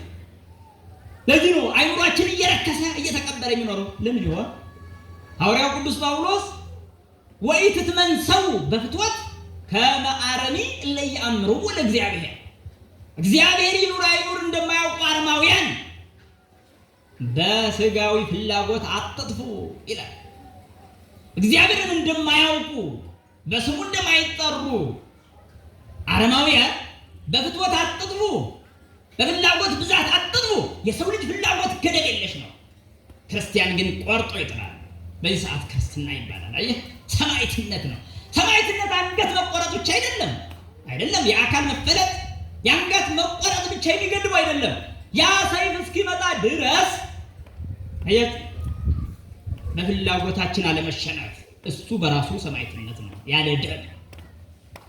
አየህ፣ በአእምሯዊ ሰማዕትነት ከኖርን በኋላ በስጋዊ ሰማዕትነት እንፈጽማለን እምነታችንን። አየህ፣ ተፈጥሯዊ አካላችንን ለእሳት ለስለት እስከ መስጠት እንደርሳለን ማለት ነው። በኋላ ነው ይትሌቃ ኃጥእ ወኢይፈዲ፣ ኃጢአተኛ ላይከፍል ይበደራል ይላል መዝሙረኛው ዳዊት። ኃጢአተኛ ላይከፍል ይበደራል። ከእግዚአብሔር አካልን ላይከፍል ተበደረ። ከእግዚአብሔር አእምሮን ላይከፍል ተበደረ። ሰው እጅ እግሩን ላይከፍል ተበደረ። እውቀትን ላይከፍል ተበደረ። ገንዘብን ላይከፍል ተበደረ። አይ ከእግዚአብሔር ያልተበደርነው ምን አለ? ግን መክፈል ሰማዕትነት ነው። የመጨረሻው ክፍያ ግን አንገት ተቆርጠ አካል ተፈልጠ ስለ ሰማዕትነት መብቃት። ይሄ በምድራዊ ሀሳብ ልኬት የሚታይ አይደለም። አይ ኦርቶዶክሳዊ ነው። ስለዚህ የአእምሮ ጠባያዊ በእኛ ውስጥ ስራ እየሰራ ነው አይደለም? አዎ፣ ከባድ። ታዲያ ይህንን ተከትሎ ባለን ሃይማኖት ውስጥ መንፈሳዊ አእምሮአችን ከፍ ይላል ማለት ነው። መንፈሳዊ አእምሮ ማለት ከምድራዊ ጉዳዮች ከፍ ብለን ሰማያዊ በሆኑ ጉዳዮች ላይ የምናውቀው እውቀት ነው። ስለ መንግስተ ሰማያት ያለን ሙሉ መረዳት አቅም ላይኖር ይችል ይሆናል። የሰው ዓይን ያላየው የሰው ጆሮ ያልሰማው ተብላ ተገልጣለችና፣ ነገር ግን በደስታ ወገን እንሳባለን። ወደ ጌታ በደስታ ግባ፣ ወደ ጌታ ደስታ ግባ ተብለናልና፣ ስለዚህ ወደ ጌታ ደስታ ግባ የተባለችው ዘላለማዊቷ ሕይወት ናት። ሰም እረኛው ሲመጣ በጎቹን የሚያስገባባት ነው እረኛው። ታዲያ ስለዚህ መንግስተ ሰማያት ምን ልናወራ እንችላለን? ሕማም የለም፣ ችግርም የለም፣ መጨነቅም የለም። ተጣላ ደበደቡ ተደበደቡ፣ ተሰቃየው ደከምኩ የሚባል የሌለባት በዚህ ዓለም ባለ ምሳሌ እንዳንናገር ምሳሌ የሌለባት የሆነች የዘላለም ርስት ናት ያለች። ያችን ርስት ለመውረስ ነው ሰማዕታት የተፈለጉት የተቆረጡት። እኛ ደግሞ ከእነሱ ጋር ማህበርተኞች ነንና ከዚያ ማህበር ተፈንቅለን እንዳንወጣ እንጠነቀቅ ያስፈልጋል ማለት ነው። ሰነባሪያ እንዳንባል ታማኝ አገልጋይ ከሚባለው ጋር ለመቆጠር ራስን ዝግጁ ማድረግ፣ መንፈሳዊ አይምሮን መላበስ። ይሄ እንጂ ስጋዊ ነው ብላችሁ ለፉት፣ ይሄ እንጂ ምድራዊ ነው በሉት። መከራከርን፣ መቃናትን፣ ምኞትን፣ ፍላጎትን ይሄ እንጂ ምድራዊ ነው። እንዲህ ማለት ግን በምድር ላይ ሳለን የሚያስፈልገን የለም ማለት አይደለም። የሚያስፈልገን በሙሉ የሚመዘነው በመንፈሳዊ አይምሮ ነው። አየህ፣ መንፈሳዊ አይምሮ እስከሌለን ድረስ ክርስቲያን ነን ማለት ራሱ በራሱ ችግር ነው፣ በራሱ ችግር ወገኖች። ስለዚህ መንፈሳዊ አይምሮ ሌላው የተሰጠን ልጅነቱ ነው፣ ወርቅ ነው፣ ከእግዚአብሔር የመወለድ ጸጋ። አስባችኋል? በዮሐንስ ወንጌል ምዕራፍ 3 ላይ አምላካችን እግዚአብሔር ሰው ሆኖ የነገረን ልጅነትን ነው። ሁለተኛ ያልተወለደ የእግዚአብሔር መንግስት አይወርስም አለ። ሁለተኛ ያልተወለደ ይህ አምላካዊ ቃል ነው፣ ሊሻር አይችልም። ብዬ ነበር ትቻለሁ የሚለው አይደለም። እግዚአብሔር ሐሰት አይናገርምና። ስለዚህ የሰው ልጆች ሁሉ ከስጋዊና ከደማዊ አባት እናት ከተወለዱ በኋላ ከሥላሴ መወለድ ግዴታ አለባቸው። ግዴታ ለምን ካላችሁ መጀመሪያ የሰው ልጆች ከእግዚአብሔር ልጅነት ወድቀዋልና፣ ስለዚህ እንደገና የእግዚአብሔር ልጅነት ማግኘት ግዴታቸው ነው። ሁለተኛ ያልተወለደ የእግዚአብሔርን ርስት አይወርስም ማለት፣ የእግዚአብሔር መንግስት አይወርስም ማለት። ለምን? ርስት የሚወረሰው ለልጅ ነው፣ ለባሪያ አይደለም። እግዚአብሔር የፍጥረታት ሁሉ ባለቤት ነው። አሕዛብንም ፈጥሯል፣ አረማውያንም ፈጥሯል፣ አዎን ፈጥሯል። ግን ልጆች የመሆን እድል እስካላገኙ ድረስ ርስቱን የመውረስ እድሉ የላቸውም። ለዚህ ነው ቤተ ክርስቲያን ለዓለም ሁሉ ልታድግ መታገል አለባት የምንለው። ክርስቲያን በዓለም ጥፋት ሳይቀር ተጠያቂ ነው። ለምን? ሌላው ይድን ዘንድ ስራ ባለመስራቱ የዘላለም ሕይወት በሚያስወርስ እምነት ውስጥ ሆኖ ለዘላለም ቅጣት ከሚገባቸው ጋር ሲልከሰከስ ማግኘታችን በራሱ ውርደት ነው። ዓለምን ሊመራ የተፈጠረ ፍጥረት ከሁለተኛው ልደት ተነስቶ ዓለም ወደ ዘላለማዊ ሕይወት ይገባ ዘንድ የሚመራው ይህ ኦርቶዶክስ ነው። ሌላ እንዳይመስላችሁ። ሁለተኛ ልደት ማለት ከሥላሴ መወለድ ነው። እስኪ ጥንታዊውን ሐሳብ እንድናንሳ። ቅድመ ዓለም የነበረው እግዚአብሔር አብ ቅድመ ዓለም ያለ ወልድን መውለዱ በመጽሐፍ ተገልጿል። አብ ወልድን ሲወልድ ምን የለውም? እናት የለችውም። እናት የለችውም። ልብ በሉ። ልደቱ መንፈሳዊና መለኮታዊ ባህሪያዊ ልደት ስለሆነ እናት የለችውም። መልካም። እናት የሌለችው ወልድ ወደዚህ ዓለም መጥቶ አባት የሌለው በመሆን በስጋ ከድንግል ማርያም ተወለደ። ሁለት ልደት። የመጀመሪያው ልደት መንፈሳዊ ነው፣ ረቂቅ ነው። ሁለተኛው ልደት ደግሞ ግዙፍ ነው፣ ስጋዊ ነው። በመጀመሪያ ልደቱ እናት የሌለችው፣ በሁለተኛ ልደቱ አባት የሌለው እርሱ ክርስቶስ ነው። ጥሩ። እኛ ደግሞ በመጀመሪያ ልደታችን ግዙፍ ልደት ነው ያለን። ከእናት ከአባት በዘር ምክንያት ከሚደረግ ልደት ተወለድን። ሁለተኛው ልደት ግን ያለ ዘር ከሥላሴ እንወለዳለን። በሁለተኛው ልደታችን መንፈሳዊ ልደት የተወለድን ነው። በሁለተኛው ልደታችን። ስለዚህ በእርሱ አምሳል ሊወልደን በእኛ አምሳል ተወልዷልና ልንጠነቀቅ ይገባል። ተወልደ በአምሳሊከ ከመ ይለድከ በአምሳሊሁ፣ በእሱ አምሳል ሊወልድ በአንተ አምሳል ተወለደ ይለናል። በሁለተኛው ልደት ምን አደረገ? ግዙፍ ስጋዊ ልደትን ተወለደ፣ እኛን የሚመስል ልደት። ይገርማል። እኛ ደግሞ በሁለተኛው ልደታችን በመንፈስ እንወለዳለን። ይህም እሱን የሚመስል መንፈሳዊ ልደት፣ ረቂቅ ልደት። ምክንያቱም ግዙፍ በሆነው አካላችን ከእናት ከአባት ተወልደን መንፈስ በሆነው ውሳጣዊ ማንነታችን ደግሞ ከሥላሴ እንወለዳለን፣ ከእግዚአብሔር እንወለዳለን። ታዲያ ከእግዚአብሔር ከተወለድ እስኪ ራሳችሁን እኔ እግዚአብሔር ልጅ ነኝ ብላችሁ ተብሉ። አዎ ብላችሁ መልሱና የእግዚአብሔር ልጅ ምን ሊያደርግ ይገባል? እግዚአብሔር ለምንድን ነው ልጁ እንደሆነ የጠራኝ? ለምንድን ነው ልጁ ያደረገኝ? እግዚአብሔር እኮ ንጹሕ ነው። እግዚአብሔር ቅዱስ ነው። ታዲያ እኔን ወደ እሱ የጠራኝ እኮ ቅዱስ እንደሆነ ነው፣ ንጹሕ እንደሆነ ነው። ተንኮለኛ፣ ሴረኛ፣ ምታተኛ፣ ጠንቋይ ተከታይ እንደሆነ አይደለም። መከተል ካልተለየንማ ምን የእግዚአብሔር ልጆች ሆነ? በጊዜያዊ ችግሮቻችን ምክንያት ግለሰብ አጎብዳጅ ከሆንማ ምን የእግዚአብሔር ልጅ ሆነ? አስተውሉ እንጂ አየህ፣ እያንዳንዱ ግለሰብ ለስጋዊ ችግሮች መፍትሄ የሚሰጥ አካል ለመፈለግ አምልኮ የሚፈጽመው ሰው አለው። እስከዚህ ድረስ ይወርዳል የእግዚአብሔር ልጅ። ክርስቲያን የእግዚአብሔር ልጅ አይደለምን? ታዲያ ለምንድን ነው ግለሰብን እንደ አምልኮ የሚቆጥረው? እስኪ አስተውል፣ አይምሮ እናርመን። የእግዚአብሔር ልጅ ነኝ ማለት እኮ ሰማይ ምድሩን የፈጠረው አባቴ ነው ማለት ነው። ስጸልይ ምን ብዬ ጸልያለሁ? በሰማይ የምትኖር አባታችን ሆይ። ይሄ እኮ የድፍረት ንግግር ነው። ምን ማለት ነው? የእምነት ድፍረት። ሰማይ ምድሩ የፈጠረው እግዚአብሔር አባቴ ነው። አየህ፣ ይሄ ነው እምነታችን። ከእግዚአብሔር የሚበልጥ ምን አለ? ምንም። ታዲያ የነገስታት ንጉሥ አባታችን ከሆነ በዚህ ዓለም ባሉ ጊዜያዊ መሪዎች የምንሸነፍና ውዳቂ ሐሳብ ያለን አይደለንም። አስተውሉ። ከፍ ማለት ያስፈልጋል። መንፈሳዊ ልዕልና እሱ ነው። ከእግዚአብሔር የመወለድ ስሜት እግዚአብሔር ጋር ሁሌ እንድትኖር ያደርጋል። አየህ፣ ከሱ ተወልደህ ደግሞ ተከፍለ የራካት አይምሰልህ። ከዛሳ በአንተ ውስጥ መልሶ አባት ይኖራል እንጂ በአንተ ውስጥ እግዚአብሔር መልሶ አለ። ለዚህ ነው አባቶቻችን እምኩሉ ጻማ ያፈቅር እግዚአብሔር ልበ ርቱዐ ሰማያት ወምድር ዘይግሉ አግብሮቶ ለእግዚአብሔር ወልብ ሰዘቁ በንጽ ይከውኖ ማህደረ ንጹሃ። እግዚአብሔር ከድካም ሁሉ ቅን ልብን ይፈልጋል። አየህ፣ ልጆቹ ምን እንድንሆን ይፈልጋል? ሰው ልጅነቱን አልቀበረም የሚያሰኘው ምን ሲያደርግ ነው ካል እግዚአብሔር ከድካም ሁሉ ምን ይፈልጋል? ቅን ልብን ይፈልጋል። ለመዘመር እንደክማለን፣ ለመስበክ እንደክማለን፣ ለማገልገል እንደክማለን፣ ብዙ ቁጣ ውረድ ለዝክር እንደክማለን፣ ብዙ ማዕድ በማዘጋጀት እንደክማለን፣ ለቤተ ክርስቲያን ብዙ ወጪዎችን እናወጣለን፣ እንደክማለን። ግን እግዚአብሔር ምን ይወዳል? ከድካም ሁሉ ቅን ልብን ይወዳል። አሁን ብዙ አገልጋዮች እኮ አሉ፣ ግን ቅን ልብ እየጠፋ ነው። ወዳጆች ልናለቅስ ይገባል። ብዙ ዘካሪዎች አሉ፣ ብዙ መጽዋቾች አሉ፣ ብዙ ቤተክርስቲያን የሚገነቡ አሉ፣ ግን ቅን ልብ የለም። ሊመለኩ ይፈልጋሉ፣ ራሳቸው የእግዚአብሔር ክብር መተካት ይፈልጋሉ። ግን ይሄ እስካለ ድረስ መዳን አይችሉም። በልቡ ውስጥ የመሰበር ስሜት ነው። ወዳጆቼ መስዋዕቱ ለእግዚአብሔር መንፈስ የዋ መዝሙረኛው ዳዊት የእግዚአብሔር መስዋዕት የተሰበረ ልብ ነው፣ ቅን ልብ ነው በማለት ይገልጻል። ቅን ልብ ነው አለ። ልበት ወተ ወይ ዋሃ ይሄንን እግዚአብሔር ቅን ልብን እግዚአብሔር አይንቅም። አስባችኋል?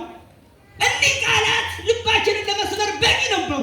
ነገር ግን እንደ ፈርዖን እንዳይደነድን ልባችን ቃሉን በሰማችሁ ጊዜ ልባችሁን አታጥኑ ያለው የቅዱስ ቃል እንዳይደርስብን የነቢዩን ቃል እናስታውስ። ወሰወት ሰሙ ቃሉ ታጽኑ ልበክሙ፣ ቃሉን በሰማችሁ ጊዜ ልባችሁን አታጽኑ አለ፣ አታደንድኑ አለ። ልብ በሉ፣ ከድካም ሁሉ እግዚአብሔር ምንን ይወዳል አለ? ቅን ልብን ይወዳል አለ። ቅን ልብን ይወዳል። ብዙዎች ጥመት ይከበዳል። እንዳስቀዳሽ ምን ቆጥራለን? ራሳችን እንደ ጸዋይ ጾመኛ ብኮን ቆጥራለን። ጥሩ ነው መጾም፣ ታዲያ መቁረቡም ጥሩ ነው። ታዲያ ቅን ልብ ያጥረናል። በስራችን መስክ ተንኮለኞች ነን። እግዚአብሔርን የመቀበል አቅም፣ እግዚአብሔርን የማስተናገድ ብቃት በውስጣችን ሊኖር ይገባል። ለዚህ ነው ከድካም ሁሉ እግዚአብሔር ልብን ይወዳል፣ ቅን ልብን ይወዳል ካለ በኋላ ሰማያት ወምድር ዘይብሉ አግብሮቶ ወልብ ሰዘቁ በንጽህ ይከውኑ ማህደረ ንጹሃ።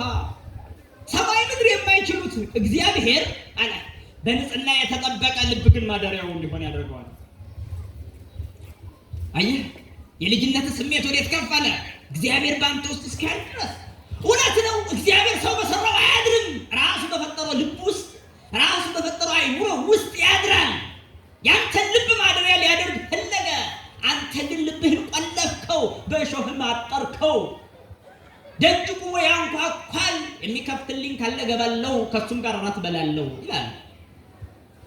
በመጨረሻው ዘመን ምን ይላል? እንግዳ ሁኜ ብመጣ አልተቀበላችሁኝም። ሰነፎችን የሚወቅስበት ቃል ይሄ ነው። አልተቀበላችሁኝም ምን ማለት ነው? በልባችሁ አዳሪ ነኝ፣ ግን ስመጣ ልባችሁ በትዕቢት፣ ልባችሁ በቂም በቀል ተቆልፎ አገኘሁት። ልባችሁ በትምክህት በውዳሴ ከንቱ ተቆልፎ አገኘሁት። ስለዚህ አልተቀበላችሁኝም። ታዲያስ ያልተቀበሉትን ወደ ግራው ወደ ዘላለም ቅጣት ይወስዳል። አምላካችን ከወቀሳ ነፃ ያድርገን። ታዲያ በፍርዱ ፊት እንቀርብ ዘንድ አለን ወገኖቼ። ታዲያ የጌታውን ወርቅ የቀበረ ልጅነቱን ያጠፋ እግዚአብሔር አባቴ ነው ብሎ የማያምን በልጅነቱ ተመክቶ ወደ እግዚአብሔር የማይቀርብ ልጅነቱን ቀበረ። አያችሁ ልጆች ሆነን እሱ የሚያጎርሰንን ስጋና ደም የማንቀበል ስንቶቻችን? በስራ ምክንያት በምን ምክንያት? ድርድር መደድ ምክንያት መደድ ሰነባሪያ ማለት ነው። አያችሁ ስለዚህ ልጅነትን መጥራት የእግዚአብሔር ልጅ ከሆንክ አትፈራ። የእግዚአብሔር ልጅ ከሆንክ ከዓለም በላይ ነህ። ይሄን ማወቅ ያለ አያችሁ ምንም ጠላቶች ቢጠሉንም እንኳ ምንም ቢያሳድዱንም እንኳ ምንም ቢያስፈራሩንም እንኳ የአባታችን መንግስት በወረስን ጊዜ ግን ማንም አይነካም። አያችሁ የንጉስ ልጅ እኮ ጓደኞቹ ጋር ሲጫወት እኮ አይታወቅም። የንጉስ ልጅ መሆኑ ራሱ አይታወቅም ጓደኞቹ ስለሆኑ። እኛም በዚህ ዓለም እስካለ ድረስ እኛ የንጉስ ልጆች መሆናችን አይታወቅም። ለእኛ ግን ግልጽ ነው የእግዚአብሔር ልጆች ነን። በዚህ ልጅነት መመካት ይገባል። መመካት ካለባችሁ በገንዘብ አትመኩ። ብዙዎቻችን በጥቂት ገንዘብ እንመካለን። ሀብት ወደ ቤታችን እገባ ባለ ጊዜ ሀብት ሁሉን ማድረግ እንደሚችል እናስብና ከእግዚአብሔር ትምክህት እንወጣለን። አያስፈልግም አላልኳቸው። ሰርቶ መለወጥ ያስፈልጋል። በዚህ ዓለም እስካለን ድረስ ገንዘብ አላስፈላጊ ነው ብላ የምታዘብ ቤተክርስቲያን የለችም። ገንዘብን አይደለም የምናወግዝ በገንዘብ ጀርባ ያለውን ትዕቢት ዮሐንስ አፈወርቅ እንዲህ ነው የሚለው። አይደለም ስልጣንን አይደለም የምናወግዝ በስልጣን ጀርባ ያለውን አምባገነንነት እናወግዛለን። አዎ እውቀትን አናወግዝም። ነገር ግን መንፈሳዊ እውቀትን ያገለለ ሰብአዊና ሰይጣናዊ እውቀትን ግን እናወግዛለን። አስባችኋል? ስለዚህ ልጅነት የእግዚአብሔር ክብር የሚገለጥበት ነው። የእኛ ልባችን ደግሞ ማደሪያው የሚሆን ነው። እስኪ አስቡ ወገኖች፣ ልበሉ እስኪ እናንተስ አታስተውሉ? ምን ራሱ አባታችን እንዲህ ብሎ አልነገረንም? ምን ብሎ እሄዳለሁ፣ ስፍራ ማዘጋጅላችኋለሁ፣ ከዛ እመጣለሁ፣ እኔ ጋር እንድትኖሩ ወስዳችኋለሁ አለ። እኔ ጋር እንድትኖሩ ወስዳችሁ። አየህ ከዓለም ጋር አንኖርም፣ እንፋታለን። ወደ ጊዜ ዓለም ታማኝ ሚስት አይደለችም። አስተውሉ፣ እንፋታለን፣ ወደ ዋናው አባታችን እንሻገራለን። አሁንም እንቀጥላለን። አስተውሉ፣ እወስዳችኋለሁ ነው ያለን እረኛችን። እኔ ወይን ግንድ ነኝ አለ። አሁን ወስዳችኋለሁ እስኪል ድረስ ደግሞ ዝም ብሎ በትሮ የተሆነ አይምሰለ። እኔ ወይን ግንድ ነኝ እናንተ ደግሞ ቅርንጫፎች ናችሁ ብሎ የነገረን ራሱ ነው። አየህ ልጅነቱ እስከየት ድረስ እንደሆነ። አንዲት እናት ልጇን ከወለደችበት ጊዜ ጀምሮ የአካል ክፋይ ተፈጽሟልና የአካል መገናኘት የለም አይደል? ከስላሴ መወለዳችን ምስጢር ግን እንዳይመስላችሁ ክርስቶስ እንዲህ ነው ያለን፣ እኔ ወይን ግንድ ነኝ። የዮሐንስ ወንጌል ምዕራፍ 15 ቁጥር 1 ላይ አስተውሉ። እኔ ወይን ግንድ ነኝ እናንተ ቅርንጫፎች ናችሁ አለ። የሚገርም እኮ ነው። ቅርንጫፍ ከግንዱ ከተለየ አያፈራም። ከግንዱ ጋር እስካለ ድረስ ያፈራል። እውነት ነው። እኛም በልጅነት ከእግዚአብሔር ጋር እስካለ ድረስ የፍቅር ፍሬ፣ የእምነት ፍሬ፣ የንስሐ ፍሬ ማፍራት እንችላለን። የርኅራኄ የቸርነት ፍሬ እናፈራለን። ምክንያቱም እሱ ግንዳችን ሩሩህ ስለሆነ፣ ግንዳችን ፍቅር ስለሆነ ከግንዱ ጋር እስካለ ድረስ ማንም ፍቅርን የማያፈራበት ምክንያት የለም። ማንም ርኅራኄ የሌለው ሊሆን አይችልም። ለምን? ግንዳችን ሩሩህ ስለሆነ። ከዚህ በተለየን ሰዓት ልጅነታችን በቀበርን ሰዓት ያን ጊዜ ሰነፍ ባሪያ፣ ታካይ፣ እጅና እግሩን ሰሩት ወደ ዘላለም ቅጣት እንባላለን። ስለዚህ ወገኖቼ የትኛውን ሆነን አገኘን? ታማኙ አገልጋይ ወይስ ሰነፉ? እስኪ ራሳችን ስንፈትሽ ማን ሆነ? ይሄ ታዲያ ጉባኤ አንድ በር ሊዘጋ ይገባል። አንድ የፈረሰ ሊያንጽ ይገባል ማለት ነው። እየግላችን የፈረሰ በኩል አለ። እየግሉ ማለት እያንዳንዱ ሰው አንዱ በተጠቃበት ኃጢአት አንዱ አልተጠቃም፣ ደህና ነኝ ባይ፣ አንዱ በተጎዳበት አንዱ አልተጎዳም። ስለዚህ የእያንዳንዳችን ክፍተት ሊሞላ የሚገባ መሆን አለበት የወንጌሉ ቃል። ለዚህ እስመ እግዚአብሔር ይጸውዐነ ለርኩስ ዘእንበለ ለቅድሳት፣ እግዚአብሔር ለቅድስና ነው የጠራን እንጂ ለርኩሰት አልጠራንም ይላል ሐዋርያው ቅዱስ ጳውሎስ በተሰሎንቄ መልእክቱ ምዕራፍ 4 ላይ። እግዚአብሔር ለቅድስና ነው የጠራን። ለመርከስማ ለምን ይጠራናል? ዓለም ሲያው መርከሸ ቦታ አይደለም ብለን ወደ እግዚአብሔር የተጠራ ነው ወደ መቀደስ ለመከበር ለዘላለም ክብር ለመብቃት ነው እንጂ ለመርከስ ለጉስቁልና ለኃጢአት ለውድቀትም ዓለም ይበቃ የለ። ወደ ቤተክርስቲያን መምጣቱ ምን አስፈለገ? መቁረብ ምን አስፈለገ? መወለድ ምን አስፈለገ? ከእግዚአብሔር ዓለም የርኩሰት ቦታ አይደለም። ምነው ለመርከስማ ይኸው ዓለም ተስማምቶበት እየሰራ አይደለም። ስለዚህ ከዚህ ሁሉ ርኩሰት ልንጠበቅ ይገባል። የጌታውን ወርቅ ቀበረ ከተባለው ታካች ባሪያ ጋር እጅ እግራችን ታስሮ ወደ ጥልቁ እንዳንጣል ስንፍናችንን ማስወገድ፣ በቤተ ክርስቲያን ላይ በሚፈጸሙ ነገሮች ምክንያት ከመደደር ራስን ለቤተ ክርስቲያን የሚመጥን ሰው ማድረግ። በቃ እኔ ነኝ የቤተ ክርስቲያን አካል አንዱ፣ የኔ መርከስ በራሱ ለቤተ ክርስቲያን ትልቅ ውርደት ነው ብሎ ማሰብ። ያንዱ ግለሰብ መጎዳት የቤተ ክርስቲያን መጎዳት ነው። እንዲህ ብሎ ተቋማዊ መዋቅራዊ በሆነው ላይ ሲበላሽ ብቻ አይደለም የምንጫጫው። እኛ ውስጣችን በራሱ እያንዳንዱ ምዕመን ክርስቲያን የመሆን ስሜቱ በጠፋ ቁጥር ቤተ ክርስቲያን የታለች? በዛ ልብ ውስጥ እኔ የትኛው ህብረት ውስጥ አለሁ? አያችሁ፣ ለግንባታ የማይሆነው ድንጋይ በሙሉ ይፈነቀላል፣ ይጣላል። የሚስተካከለው ግን ተጠርቦ ይሰራል። የማይስተካከል ድንጋይ ይወጣል። ለዚህ ነው ከቤተ ክርስቲያኑ ህብረት የሚወጡ በርካታ ድንጋዮች አሉ። ስለዚህ ለነበረን ጊዜና ሰዓት አምላካችን የተመሰገነ ይሁን። የተማርነውን በልቡናችን ያሳድርብን። እኔም ተናግሬያለሁ። ተናግሮ ከማጥፋት እናንተም ሰምታችኋል። ሰምቶ ከማጥፋት ይሰውረን።